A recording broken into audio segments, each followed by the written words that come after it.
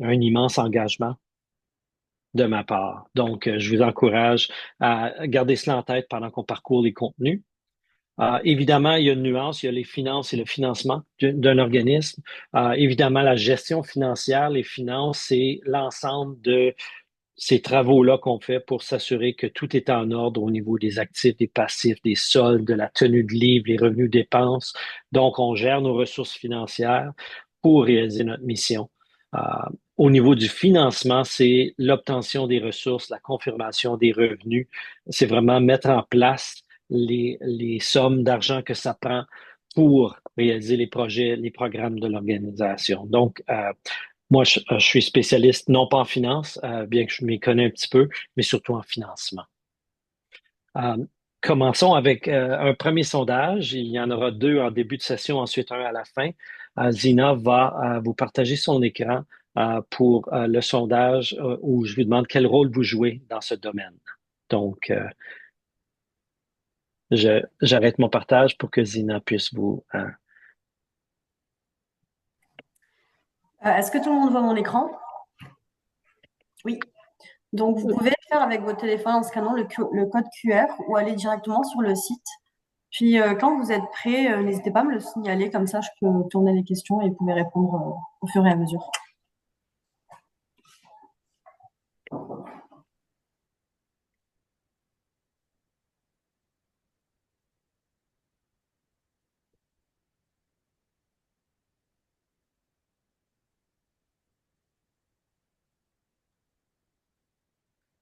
Non, je veux juste te dire, ça dit You're all set, waiting for presenter. Dans... Je sais pas si tu vois. Si tu vois.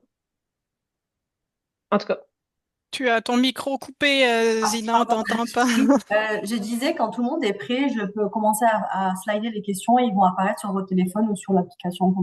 Enfin, si vous êtes tous prêts, n'hésitez pas à me le dire, comme ça je peux commencer.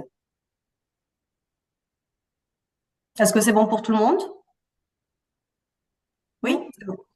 Oui.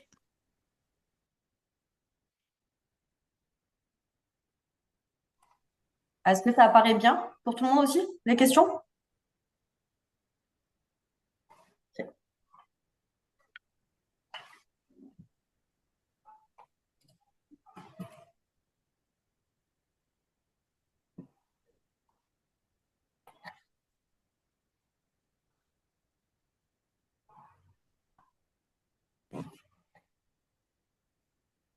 Déjà 10 personnes ont répondu.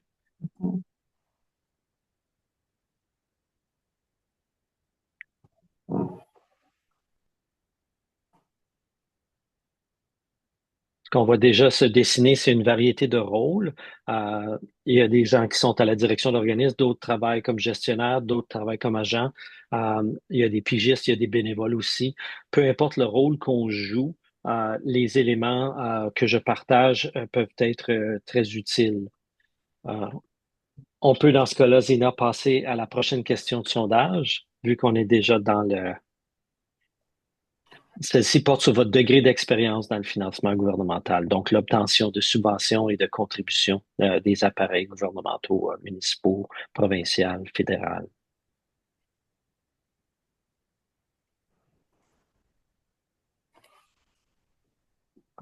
Donc, il se dégage déjà la tendance de les gens ont déjà l'expérience d'en avoir écrit, bâti des dossiers, non seulement répondre aux 40-50 questions, mais également annexer les 3 ou 12 pièces jointes requises. Il y a aussi des gens qui amorcent le processus. Les outils que je vais partager aujourd'hui vont être utiles, évidemment, là, de ce côté-là. Euh, Merci déjà de Oui, et Marie-Ève nous indique qu'elle est chargée de projet, donc dans agent de programme. Donc, c'est la variété de rôles et le degré d'expérience, évidemment, euh, est très bien expliqué. Donc, je partage à nouveau mon écran. On passe ensuite aux tendances. Essentiellement, il y a une tendance de l'heure, tout le monde en parle, l'utilisation de l'intelligence artificielle, l'IA, dans la préparation des demandes. Dans une étude faite par Imagine Canada, un organisme qui chapeaute le secteur bénévole canadien, anglophone et francophone, 37% des répondants indiquaient avoir déjà utilisé l'IA dans la préparation des demandes. Moi, je peux vous confier que je m'en sers aussi, mais essentiellement à ce stade pour accélérer les processus et non pas pour remplacer l'analyse qu'on fait des programmes, non pas pour bâtir les projets, non pas pour écrire toute la demande. C'est vraiment un appui à ce moment ici. Ça peut nous aider à formuler des réponses à partir de contenus qu'on maîtrise.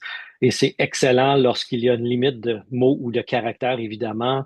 Réécrivez-moi ça pour que ça soit en 500 mots ou moins. Ils vont vous en donner 499. Mais l'essentiel face à cette tendance, ma recommandation, c'est de continuer à maîtriser l'analyse et les contenus.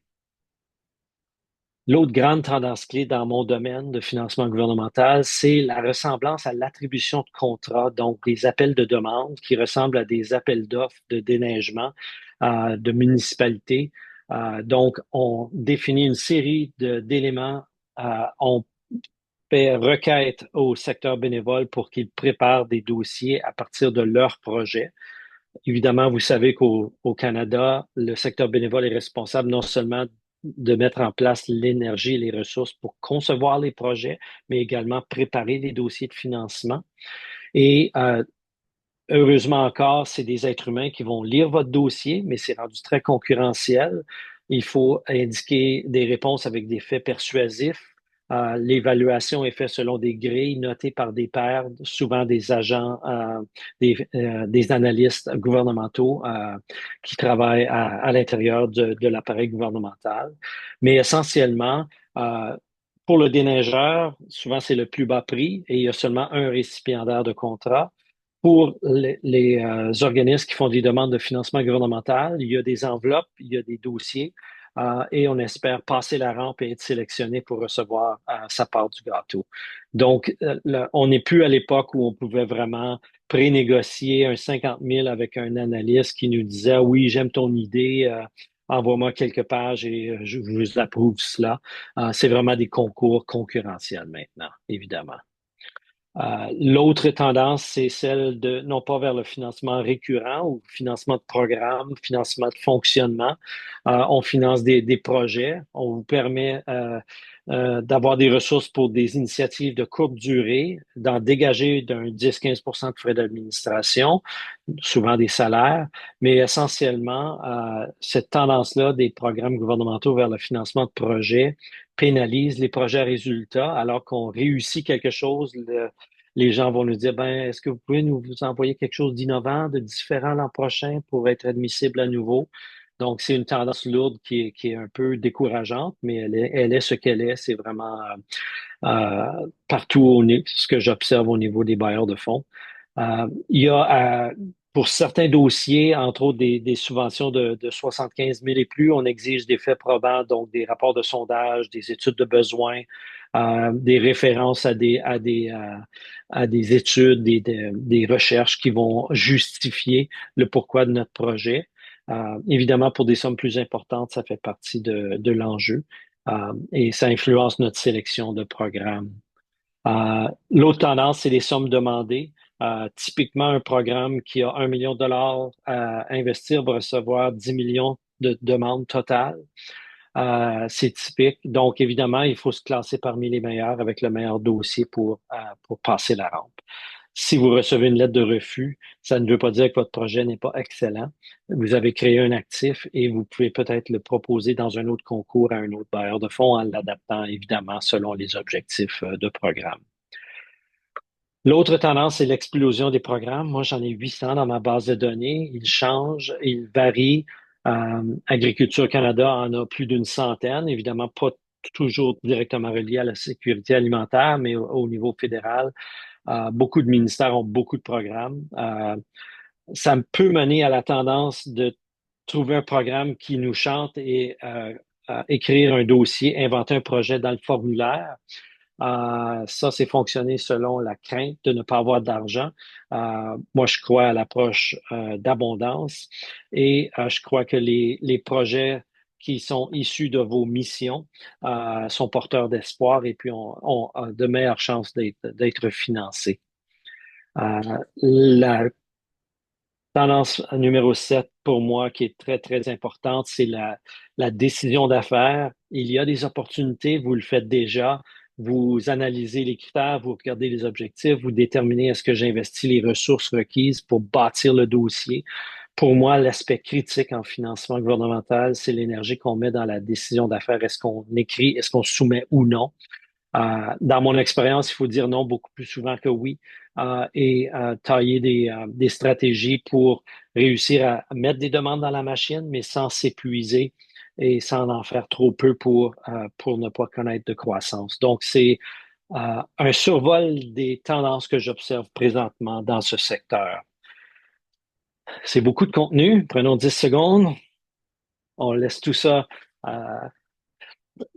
se transformer et s'établir dans notre esprit alors qu'on passe à la deuxième grande composante de la présentation. Merci d'ailleurs de votre écoute. Au fil du temps, vraiment depuis 2016, j'écris à temps plein, donc j'ai développé plusieurs meilleures pratiques que je partage pour éviter aux gens de réinventer la roue. Essentiellement, j'observe j'entends des phrases, des mots chez des organisations performantes et d'autres qui sont moins. La régularité, le tableau de monitoring au niveau de qu'est-ce qu'on développe, qu'est-ce qui est dans machine, qu'est-ce qui est en cours de mise en œuvre déjà financé. Est-ce qu'on met de l'énergie, du temps dans le développement des demandes? Est-ce que tout est en ordre du côté de notre gestion de projet, nos rapports de résultats, nos rapports financiers? Donc, les sommes qu'on reçoit déjà, est-ce que notre analyste gouvernemental dirait qu'on est vraiment sur la coche et qu'on répond aux exigences? Est-ce qu'on a un taux de succès qui tranquillement s'améliore? Et puis, est-ce qu'on survit aux vérifications comptables lorsqu'il y en a? Évidemment, les organismes qui ont des états vérifiés annuels survivent cela chaque année. Donc, c'est vraiment le minding, le point de vue, l'opérationnel d'un organisme performant. Alors que du côté droit du tableau, j'entends des mots qui sont plus inquiétants.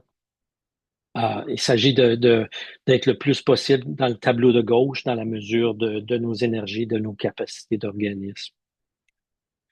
Évidemment, ça touche non seulement la préparation de demande, mais au tout début, pour moi, on peut déjà sculpter les opportunités. Euh, Votre CA, vos employés, vos collègues, vos infolettes auxquelles vous êtes abonnés vont vous fournir un paquet d'idées de projets qu'on devrait financer. J'ai 3 critères de sélection, moi, que j'utilise de manière routinière. Est-ce que c'est facile de l'expliquer? Mon père a 95, je me dis toujours, si lui ne peut pas comprendre ce que j'essaie de faire avec ce projet, c'est peut-être pas un projet assez limpide pour le développer davantage. Quel est le lien avec la mission? Est-ce que c'est au cœur de notre mission? Est-ce que c'est accessoire? Et comment est-ce que cette idée répond à une attente ou à un besoin spécifique? Vous connaissez vos membres, vos usagers, les gens avec qui vous travaillez, ceux qui bénéficient des services et programmes que vous offrez selon votre mission. Est-ce que l'idée, elle est assez puissante pour vraiment répondre à une attente? Donc, déjà un premier tri d'idées. L'autre grande pratique que j'ai, c'est le résumé de projet. Je vais vous partager un lien vers mon gabarit. Essentiellement, un organisme qui est en bonne posture en financement a 2 à 5 résumés de projets pertinents, brefs. Et lorsqu'on évalue des programmes de financement qui sont annoncés, on essaye de voir si un de nos projets, nos résumés de projets cadrent parfaitement avec les objectifs du programme. Donc, je vous explique comment j'ai conçu cet outil. Essentiellement, c'est 2 pages. Il y a une description, ensuite une définition de la clientèle, quelques partenaires, la durée du projet, un élément de contexte, d'où ça vient, pourquoi c'est important. Là aussi, 1, 2, 3 phrases. Quelques résultats clés, un quantitatif, un qualitatif, un résultat à long terme. Donc, 60 aînés vont être formés sur l'utilisation d'une nouvelle solution et à long terme, ça va augmenter leur autonomie. Donc, ça, c'est un quantitatif, un qualitatif et un long terme. Un court plan de travail, 3, 4, 5 activités clés avec un échéancier et un estimé financier, vraiment 3, 4, 5 lignes, salaire, euh, frais directs, promotion, frais d'administration, frais de technologie. Si c'est un événement, quelques autres lignes de dépenses et typiquement une source de revenus principale qui est le programme qu'on cherche à trouver et d'autres sommes s'il y a des revenus autonomes ou une contribution de l'organisme. Donc, dans ces 2 pages-là, on crée une carte de visite essentiellement pour le projet. Si on en a 2 à 5, on peut ensuite bien sélectionner les programmes. L'autre meilleure pratique, c'est l'admissibilité. Je me fais prendre 1 à 2 fois par année. Je m'enflamme avec un projet d'un client, avec un nouveau programme, et j'appelle le client en lui disant, vous devriez considérer cela. Et j'oublie de regarder, chaque programme a une liste d'admissibilité. La plupart des organismes à but non lucratif sont admissibles à la plupart des programmes, mais il y a des programmes qui financent uniquement des organismes à mandat à caractère charitable, régimentés par l'Agence de revenus du Canada. Il y a des programmes qui ciblent uniquement les écoles. Si on est une institution comme un conseil scolaire, un collège université, il y a plein de programmes où on n'est pas admissible. Donc, on commence toujours par vérifier l'admissibilité. Il y a toujours, si on n'est pas admissible, la possibilité d'un partenariat avec un autre organisme ou on passe au prochain programme où on attend à l'année suivante pour bâtir ce partenariat. L'autre analyse clé, à part l'analyse très rapide des admissibilités, c'est la question des objectifs. Il y a toujours 2, 3, 4 objectifs de programme. Typiquement, il y a des priorités ou des mots-clés ailleurs dans les descriptions, mais est-ce qu'on se rattache à un des objectifs principaux du programme? Est-ce qu'on invente déjà des arguments qu'on pourrait déployer pour expliquer à ce fonctionnaire-là pourquoi notre projet devrait être financé? Si oui, on poursuit l'analyse. Sinon, on met de côté le programme pour le moment. Au niveau des dépenses, je jette toujours un coup d'œil rapidement au niveau du type de dépenses admissibles. Il y a des programmes qui financent, qui s'attendent à qui ont des objectifs de sensibilisation et qui ne financent pas de salaire et très peu de frais directs en communication. Ben, il y a des fois où on disqualifie des programmes parce qu'ils ne sont pas adaptés à notre réalité. Est-ce que les sommes allouées sont suffisantes pour justifier nos efforts? Parfois, une micro-subvention peut décoller quelque chose. Dans d'autres cas, ça prend un 25, un 50 ou beaucoup plus pour vraiment réussir le projet. Donc, on vérifie les éléments de ce côté-là. Si c'est un des seuls programmes qu'on trouve, des fois, on se tient le nez, on fait la demande quand même. Euh, et puis, essentiellement, les dépenses doivent vraiment cadrer avec ce qu'on veut faire. L'autre meilleure pratique, c'est d'assister au webinaire. Souvent, je prends la décision de faire une recommandation à un client, d'écrire un dossier dans le webinaire. On a toujours accès à un guide de programme, les critères, les objectifs, tout ça. Dans le webinaire, la plupart du temps, les gens vont présenter les mêmes contenus, mais il y a des nuances dans le ton, dans l'accent qui est mis sur des composantes spécifiques, les réponses aux questions. Parfois, les analystes qui présentent le webinaire vont donner carrément des nouveaux renseignements qui sont pas dans la documentation. Donc, cette heure-là de webinaire où on écoute la présentation du programme, peut être le moment où on décide, on prend notre décision d'affaires après avoir jeté un coup d'œil.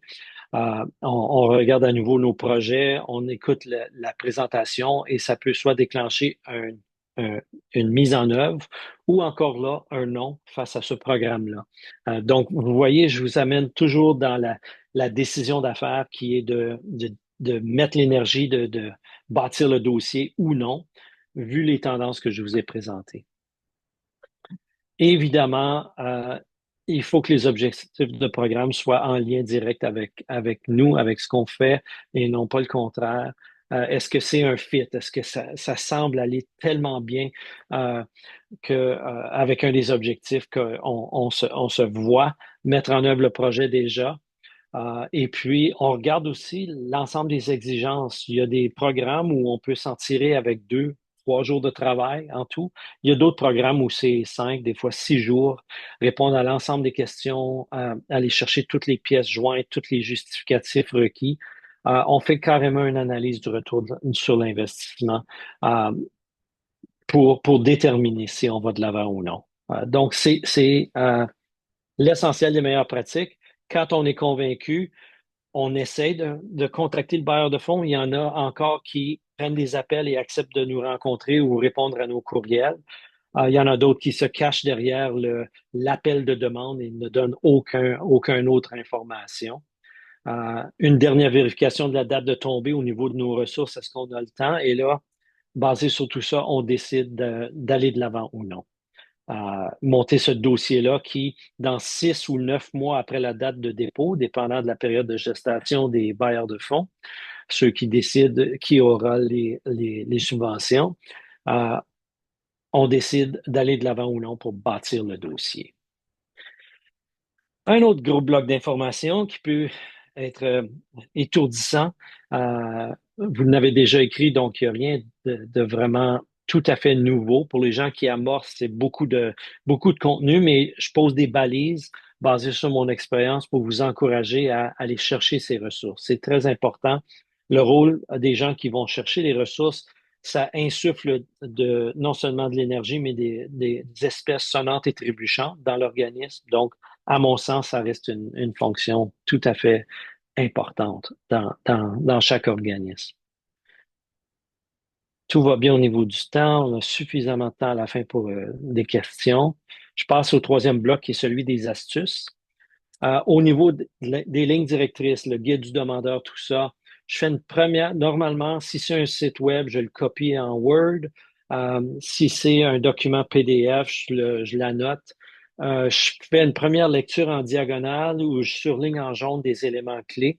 Je lis les objectifs, j'ai vérifié l'admissibilité, évidemment, et je le mets de côté au moins jusqu'au lendemain euh, pour avoir un premier niveau de compréhension de ce qu'est ce programme-là, les sommes, les objectifs, tout ça.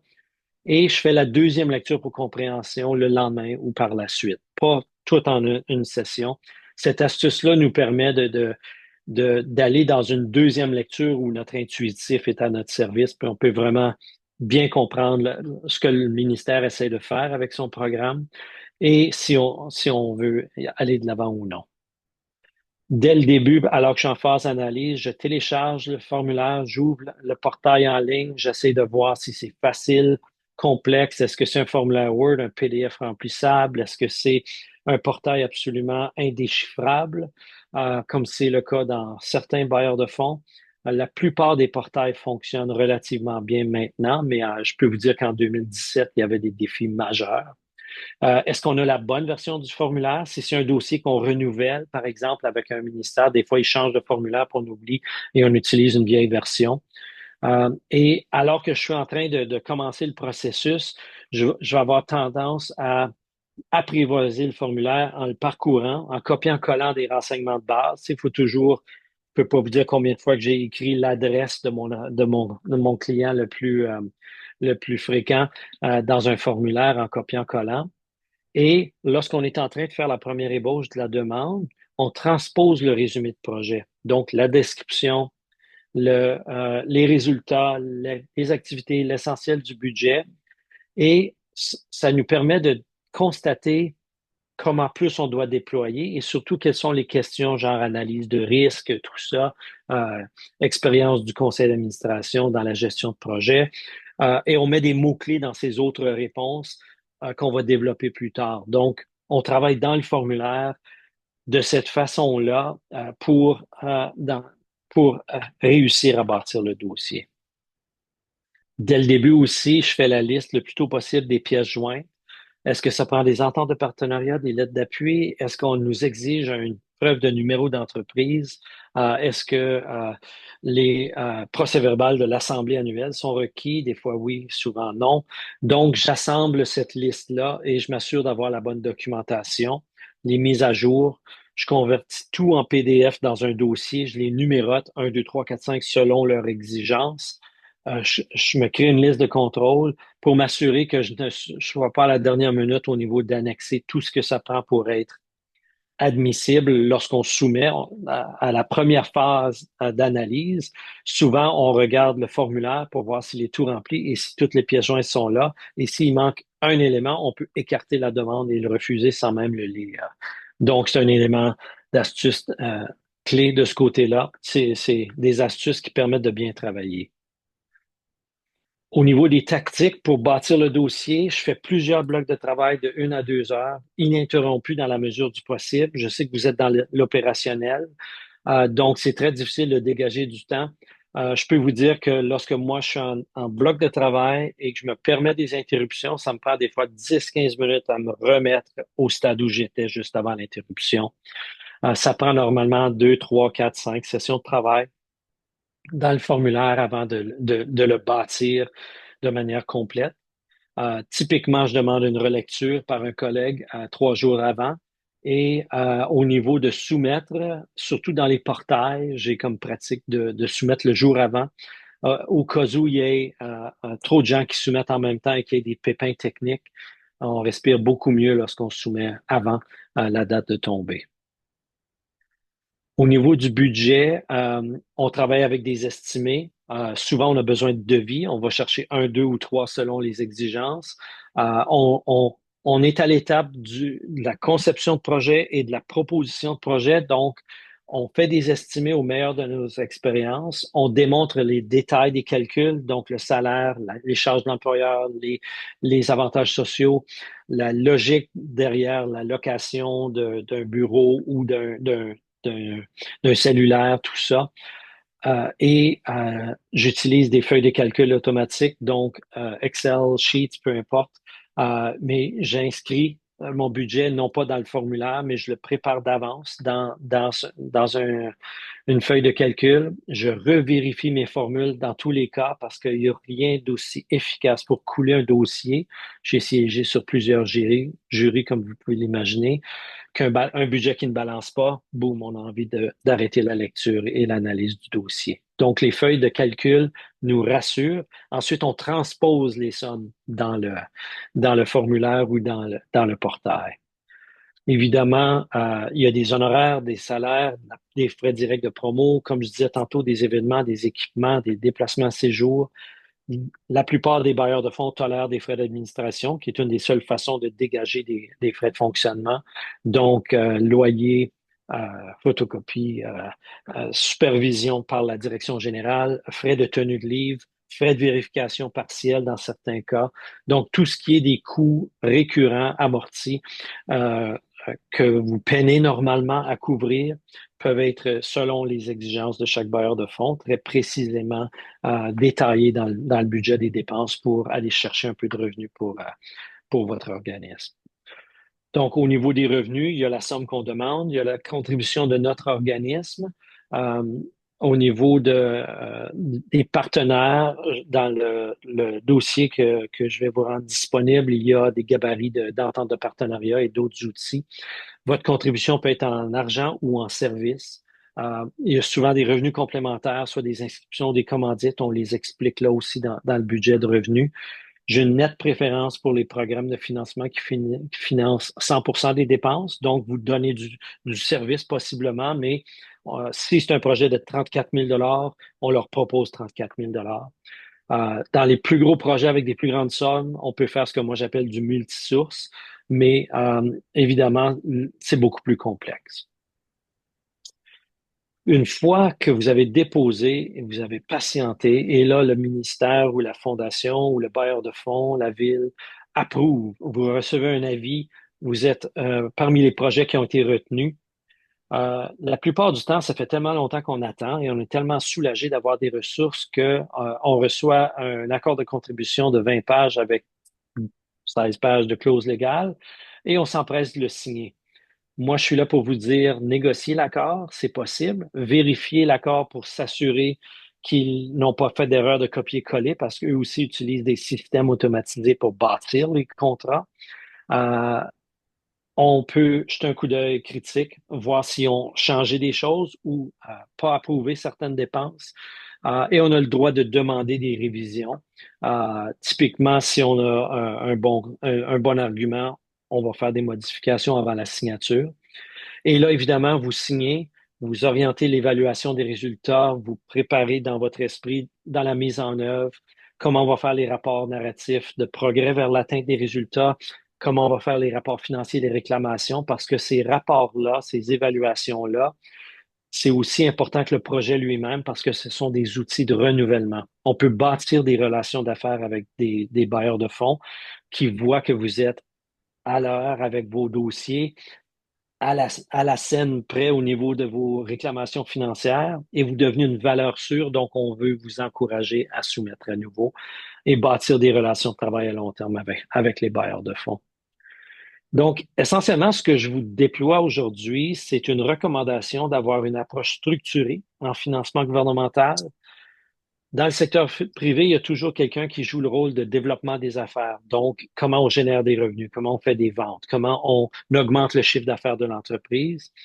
Dans le but non lucratif, c'est la même chose. Il y a quelqu'un qui joue ce rôle-là. Sinon, le chiffre d'affaires, le budget de l'organisme reste stable ou est en décroissance. Typiquement, la direction générale consacre un peu de temps chaque jour à la fonction financement. Ça peut être 15 minutes, ça peut être 1 heure. Ça n'a pas besoin d'être 8 heures par jour, évidemment. Et puis, évidemment, si vous voulez que votre organisme connaisse une croissance de son chiffre d'affaires, de son budget annuel, ça présuppose cette approche de développement-là où on investit du temps, même s'il n'y a pas de ressources pour développer des projets, même si vous ne pouvez pas embaucher quelqu'un qui va vous écrire une demande de subvention à 10 de commission. C'est contre la loi.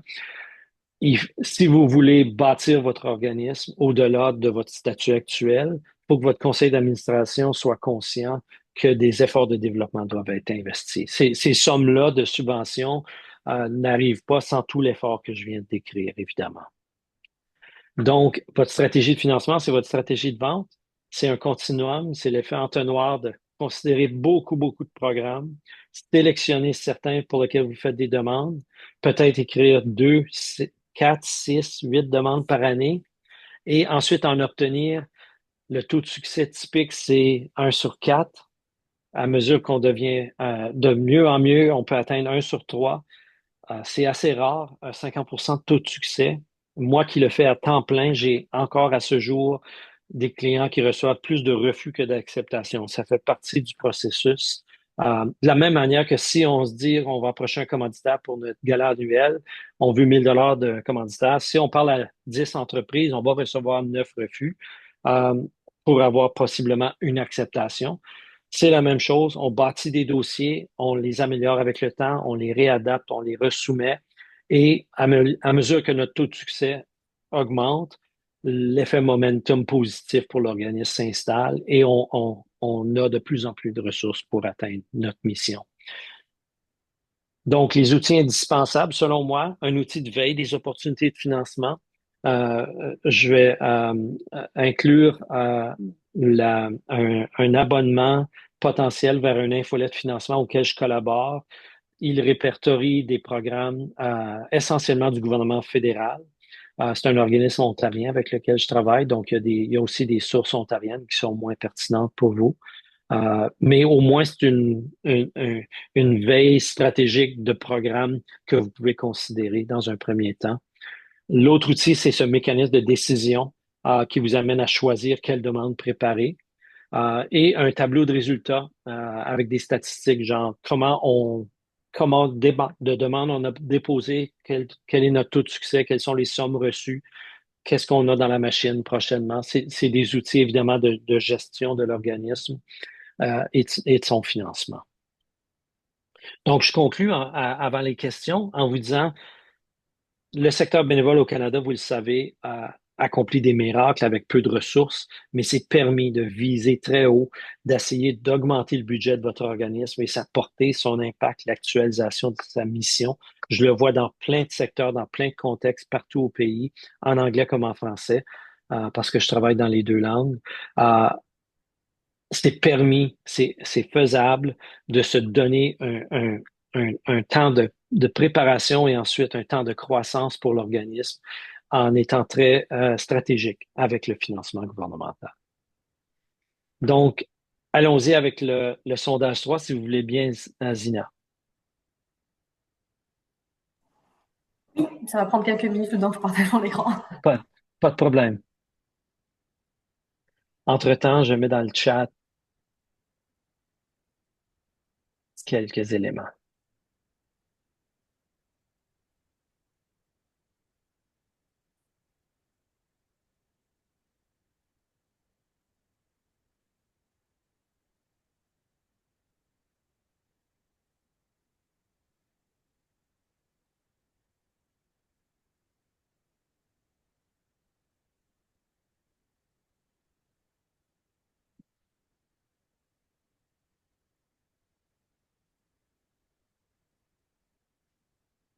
Donc,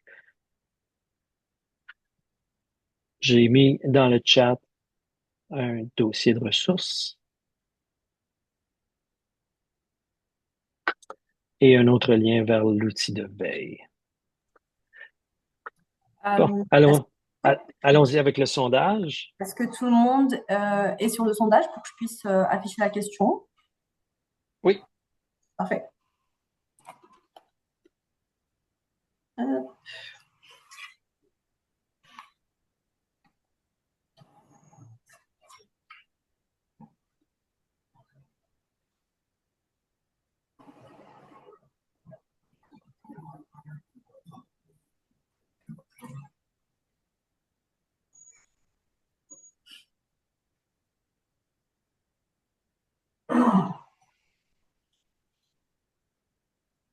C'est la tendance que je souhaitais. Évidemment, moi, je suis capable de m'enthousiasmer facilement, vous l'avez déjà deviné, mais dans ces webinaires, j'essaie de transmettre des éléments qui vont vous encourager à aller de l'avant et développer davantage vos ressources. Merci pour cette première forme de rétroaction. Je vais partager à nouveau mon écran. Suis-je à la bonne place? Juste un instant. Il y a déjà une question dans le chat que je vais adresser dans un instant. Je vais juste régler ma...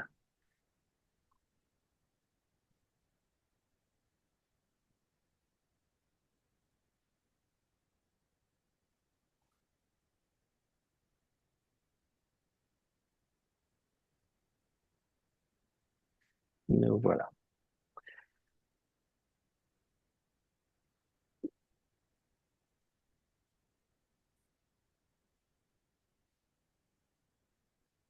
La troisième ressource que j'ai mis dans le chat, c'est mon adresse courriel. Donc, dans un premier temps, je vous partage euh, un dossier Google dans lequel j'ai non seulement mes ressources gratuites en financement gouvernemental, mais également en revenus autogénérés. Il y a plein d'outils là-dedans. Il y a des diapos, il y a des gabarits, un outil de triage d'idées de projet. Tout est là pour vous empêcher de réinventer la roue. Euh, Essentiellement, je vous encourage à y accéder. Normalement, il y a une requête, puis je vous autorise, et puis vous avez accès. Vous pouvez télécharger tout ce qu'il y a là et vous en servir. À 58 ans, je suis en mode leg, évidemment, donc j'ai seulement 40 ans de carrière qui me reste, donc je vais continuer à partager mes outils gratuitement. Le deuxième, c'est à l'Assemblée de la francophonie de l'Ontario, le courriel infolettre Occasion de financement qui est publié aux 2 semaines, auquel je collabore activement. Donc, j'aide l'organisme qui est mon client à détecter des programmes. Donc, si vous avez de la difficulté à détecter des programmes de financement, c'est une ressource possible. Troisièmement, mon adresse courriel. Depuis la COVID, j'offre un service de réponse courriel gratuit, comme je disais en début de webinaire. Euh, Mon plus grand défi, c'est de convaincre les gens de m'écrire parce qu'ils pensent que Luc est un consultant, il n'a pas le temps. Je reçois 3, 5, 7, 10 courriels par semaine à ce jour depuis 2020, auxquels je prends plaisir à répondre parce que je peux normalement très rapidement vous aiguiller, vous donner une piste, vous donner un lien ou une mini-stratégie si vous êtes bloqué ou vous êtes embêté avec une question qui touche le financement d'organismes. Donc, je tiens beaucoup à ce service gratuit parce que c'est ma façon de donner des services pro bono à la communauté comme consultant. Donc, allons-y avec les questions. Dans le chat, il y avait une question de Nicolas. Est-ce qu'on devrait afficher un budget de contingence? Je vais prendre quelques interprétations possibles de la question. Normalement, la meilleure pratique, c'est dans les sections financières du dossier de la demande, une fois qu'on a bâti notre dossier en Excel ou en Google Sheets, on inscrit les sommes le plus précis possible et on se bâtit, nous, des contingences, genre un 10-15% dans les postes budgétaires. Mais normalement, la présentation d'une ligne de contingence de 5, 10, 15% n'est pas une dépense admissible ou dans la pratique du bailleur de fonds, même si c'est pas indiqué, ils auront tendance à ne pas approuver une ligne budgétaire de contingence. Moi, je le bâtis. Moi, disons qu'on prévoit faire 750 de publicité en médias sociaux. Ben, je vais le majorer de 75 au cas où. Là où on pense qu'on a peut-être besoin de contingence, je vais majorer la somme un petit peu plutôt que de présenter une ligne de budget contingence. Euh, Allons-y avec d'autres questions supplémentaires, Nicolas, s'il y en a. Pour Marie-Ève, la question devis, c'est, par exemple, disons que vous avez un espace que vous occupez et que vous devez faire bâtir une rampe pour l'accès aux personnes handicapées. Euh, le programme fédéral d'accessibilité va vous demander de télécharger un devis, donc un estimé d'un fournisseur pour le coût des travaux de construction de la rampe. Donc, ça peut être 23 222 par exemple. Et certains bailleurs de fonds tolèrent des estimés budgétaires. D'autres vont demander un devis d'un fournisseur externe comme justification de la somme qui est proposée. Et il y a même des bailleurs de fonds qui exigent 3 soumissions. Donc, c'est vraiment cette vigilance raisonnable, cet effort-là que le programme impose aux demandeurs varie en intensité. Mais c'est l'élément. Évidemment, si on va chercher un devis et on répond à l'exigence, ça renforce le dossier. J'ai tendance à recommander pas plus qu'un, à moins que ça soit vraiment exigé, parce que, comme on le sait, le secteur privé au niveau des devis, euh, ils n'aiment pas toujours le faire, ils sont pas toujours rapides à bâtir un devis sur la crainte qu'ils n'auront peut-être pas le travail. Si on leur dit que c'est pour une subvention, ils voient ça pas comme trop tard.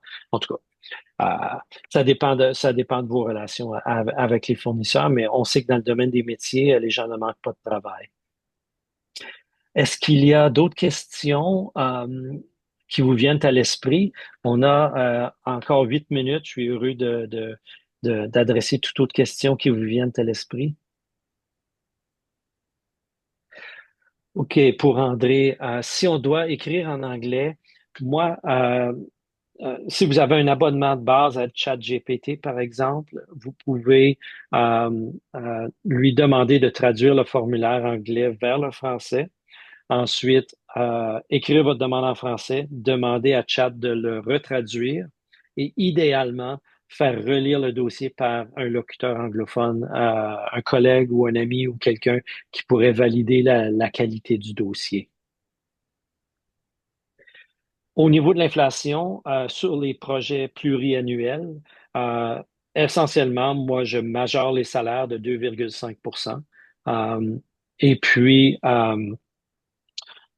pour les autres dépenses, si vous prévoyez des augmentations, comme par exemple location d'équipement, je les inscris typiquement à 2 ou à 2,5 %. Bon, la question qui tue de la part du RAEM. Je travaille comme pigiste, évidemment. Je travaille à honoraire, donc j'estime les travaux requis selon la complexité du programme ainsi que l'état du projet et la documentation que l'organisme possède face au programme. Donc, je peux facilement préparer des devis, des estimés pour deux types de services. Premièrement, ce service-là où je prends en charge le dossier et je deviens le moteur de la préparation du dossier en entier. À partir du programme et de votre projet, je peux faire un estimé, mais normalement, les honoraires varient entre 2500 et 5000 dollars par dossier. Il y a une autre approche que j'ai développée dans les 2 dernières années, qui est celle du mentorat. Euh, je vends des blocs d'heures de 10 heures pour 1900 dollars et j'accompagne la décision d'affaires, l'analyse des critères. Je réponds à des questions en priorité et je fais une relecture de la demande. Et normalement, lorsque je fais un cycle comme ça avec un organisme qui fait une demande, si le dossier est pas trop simple, pas trop complexe, un dossier typique, j'ai investi à peu près 5 heures dans vous appuyer dans cette préparation-là de dossier. Donc, c'est un peu une police d'assurance. Vous faites l'essentiel du travail, mais je vous accompagne et je vous guide et je vous aide à résoudre les questions les plus complexes. Et lorsque je fais la lecture du dossier, je me comporte en membre de jury avec la grille d'évaluation. Donc, je vous donne des rétroactions de manière à bonifier votre pointage potentiel. Euh, on a eu des discussions préliminaires avec le RAM. S'il y a un intérêt à tailler sur mesure des formules pour que je puisse venir en aide aux membres, je suis ouvert à considérer. Mais à tout le moins, les ressources gratuites et le service de courriel ils sont disponibles. Donc, quand je fais un webinaire avec un nouvel organisme comme celui-là, normalement, on laisse le temps passer un peu et on détermine s'il y a des besoins plus importants, s'il y a lieu de mettre en place des ressources pour que je m'engage davantage. Je demeure disponible là, comme vous, que vous le croyez ou non. J'ai toujours du temps dans ma semaine pour répondre à des courriels et préparer des devis aux besoins. Je ne sais pas s'il y a une infolette comme cela euh, au Québec. Il y a une entité qui s'appelle Espace OBNL. Je suis abonné à leur infolettre. Je crois qu'ils ont possiblement un répertoire, mais ça fait au moins un an que j'ai pas euh, comme vous pouvez le deviner, dans mon créneau, les infolettes sont super utiles. Euh, voilà, Zina nous aide. Euh, les infolettes sont utiles. Je m'abonne à des centaines et je lis les titres normalement et je lis l'infolette au niveau de ces titres lorsque c'est plus utile. Entre autres, pour le webinaire d'aujourd'hui, j'ai lu certains articles des infolettes du RAEM pour être un petit peu plus dans votre réalité. Donc, Espace OBNL, c'est une mine de ressources pour le but non lucratif au Québec. Et s'ils n'ont pas un répertoire, ils ont possiblement des liens vers des programmes. Mais je vais aussi faire de la recherche de mon côté. Je vais prendre en note un suivi, alors qu'il nous reste 3 minutes ensemble.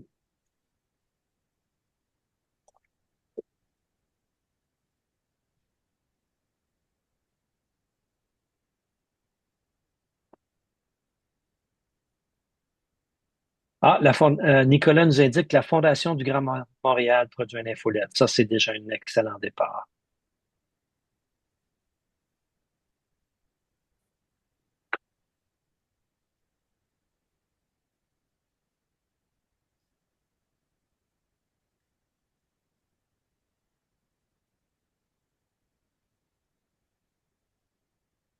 Excellent. Est-ce qu'il y a d'autres questions?